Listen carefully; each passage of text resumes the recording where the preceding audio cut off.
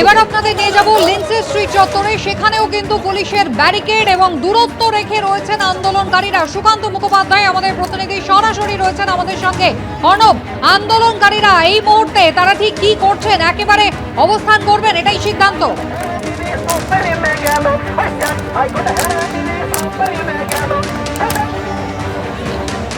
একেবারে দেখো, তোমাকে দেখাবো যে ঠিক আমার বাদিকে যে ব্যারিকেড রয়েছে লিন্ডসে স্ট্রিটের ওপরে, সেখানে ব্যারিকেড এখনো রয়েছে। কিছুক্ষণ আগে ডিসি সেন্ট্রাল পরিষ্কার যেটা জানালেন আলোচনার পরে, যে এই ব্যারিকেড কোনোভাবে খোলা হবে না, যেহেতু আন্দোলনকারীদের কাছে কোনো রকম পুলিশি অনুমতি নেই এবং সেই কারণে এই ব্যারিকেড সরানো হবে না। কিন্তু আন্দোলনকারীদের তিনি কিন্তু বলেন যে তারা যাতে এই যে রাস্তা, অর্থাৎ ধর্মতলার মতন অত্যন্ত গুরুত্বপূর্ণ রাস্তা, সেখান থেকে তারা যাতে সরে যান।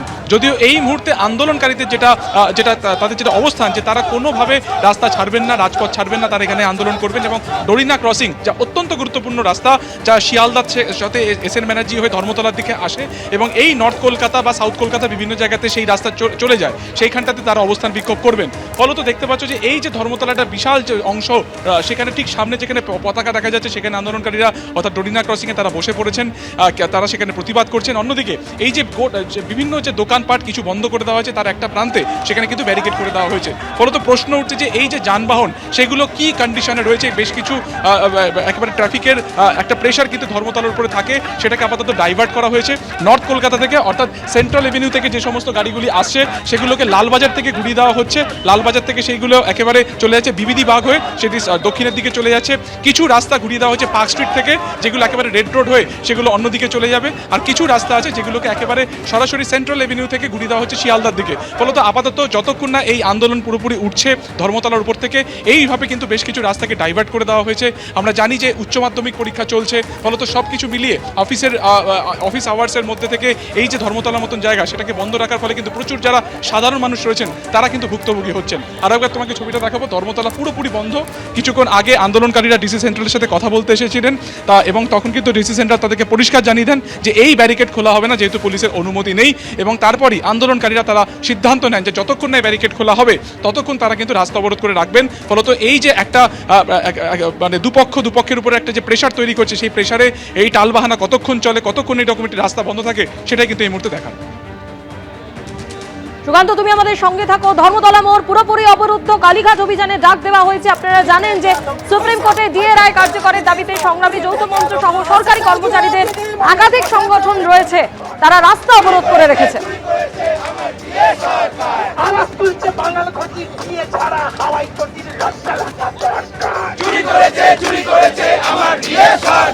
তুমিও জানি আমিও জানি, দিয়ে মেরেছে মহারানীর লজ্জা লাগা দরকার। চুরি করেছে আমার ডিএ সরকার। তুমিও জানো আমিও জানি, দিয়ে ফেলেছে মহারানীর লজ্জা লাগা দরকার। চুরি করেছে আমার ডিএ সরকার। আওয়াজ তুলছে এই নগরী, উঠে মহারানীর লজ্জা লাগা দরকার। চুরি করেছে আমার ডিএ সরকার। আওয়াজ তুলছে বাঙাল ঘটি, দিয়ে চোর হাওয়াই চটির লজ্জা লাগা দরকার। চুরি করেছে আমার ডিএ সরকার। যদি সম্ভব হয় একটু সামনে থেকে বসে পড়ুন, পিছনে প্রচুর মানুষ আছে, সবাই শুনুন আমরা কি বলছি। আমরা বলছি আওয়াজ তুলছে বাঙাল ঘটি, দিয়ে চোর হাওয়াই চটির লজ্জা লাগা দরকার। চুরি করেছে আমার ডিএ সরকার। সরকার তো চুনোপুটি, দিয়ে চোর হাওয়াই চটির লজ্জা লাগা দরকার। চুরি করেছে আমার ডিএ সরকার। মনের লজ্জা লাগা দরকার। চুরি করেছে আমার ডিএ সরকার।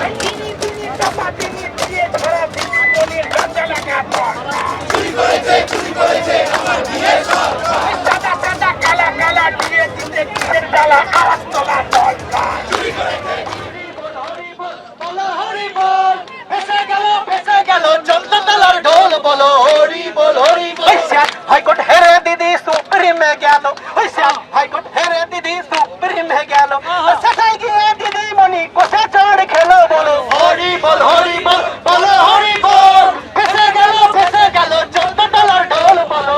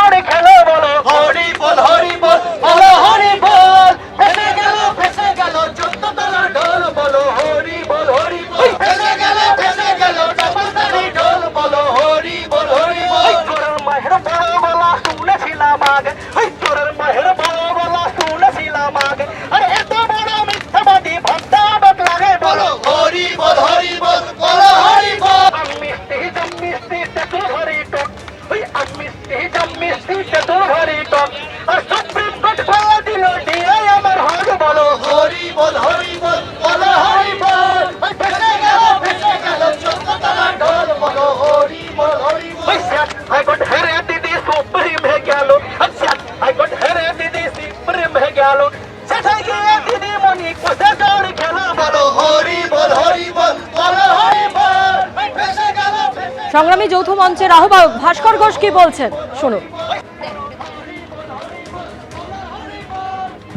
আমরা দাবি করেছি যে ওই ব্যারিকেড খুলতে হবে এবং পরবর্তী ক্ষেত্রে যতগুলো ব্যারিকেড আছে সমস্ত ব্যারিকেডগুলোকে না খুললে পরে অবস্থান এখানে চলবে। এবং আমরা এটাও বলেছি যে আমরা সরকারি কর্মচারী, আমরা বাইরের কোনো লোক নই, প্রতিদিন তাদের নির্দেশগুলোকে মানুষের কাছ পর্যন্ত পৌঁছে দেওয়ার কাজটা আমরা করি। সুতরাং আমাদের দাবি দাওয়া নিয়ে মুখ্যমন্ত্রীকে এবং চিফ সেক্রেটারিকে কথা বলতে এখানে আসতে হবে। ব্যারিকেড তারা বলেছেন যে খুলতে পারবো না, ব্যারিকেড আমাদের ব্যারিকেড থাকছে, মানবে সুপ্রিম, এটা পশ্চিমবঙ্গ একটা স্বাধীন দেশ, সুপ্রিম কোর্টটা বাকি ভারতবর্ষের বাকি অংশের সর্বোচ্চ আদালত, এটা এখানকার আদালত নয়। এটা এখানকার আদালতের নাম হচ্ছে মমতা ব্যানার্জি এবং সেই আদালতটা চলে কালীঘাট এবং নবান্ন থেকে। সুতরাং এখানে সুপ্রিম কোর্টের রায়কে মান্যতা দেবে কেন? আমরা এই রাজ্যের গণতন্ত্রপ্রেমী মানুষ, সুপ্রিম কোর্টের রায়কে মান্যতা দেওয়ার জন্য এবং সুপ্রিম কোর্টকে এখানে মান্যতা যাতে দেওয়া হয় তার জন্য পথে নেমেছি। এবিপি আনন্দ, এগিয়ে থাকে, এগিয়ে রাখে।